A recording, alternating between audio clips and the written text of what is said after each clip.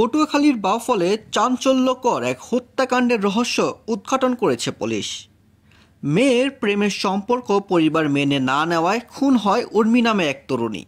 ঘটনার সঙ্গে জড়িত থাকার অভিযোগে গ্রেফতার করা হয়েছে তার বাবা মা ও দুলাভাইকে। বাউফল থানার পুলিশ জানায়, গত 21 আগস্ট রাত 1:30টার দিকে উর্মির পরিবার নাটকীয়ভাবে তাকে নিখোঁজ ঘোষণা করেন।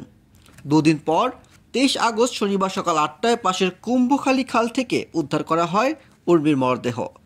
মেয়ের বাবা নজরুল ইসলাম সেদিনই থানায় অভিযোগ দায়ের করলেও শুরু থেকেই পুলিশের সন্দেহের তালিকায় ছিলেন মেয়ের মা আমেনা বেগম, বাবা নজরুল বয়াতি ও দুলাভাই কামাল হোসেন। অবশেষে গত মঙ্গলবার রাতে ওই তিনজনকে আটক করে জিজ্ঞাসাবাদে বেরিয়ে আসে হত্যার প্রকৃত রহস্য।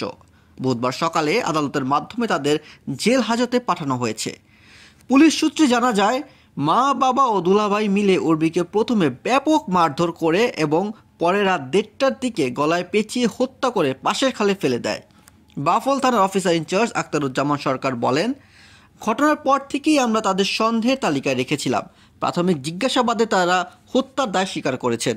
এই মর্মান্তিক ঘটনায় এলাকায় নেমে এসেছে শোকের ছায়া। প্রেমের সম্পর্ক মেনে না নেওয়া এবং পারিবারিক কলহের এমন নৃশংস পরিণতি প্রশ্ন তুলেছে সচেতন মহলে।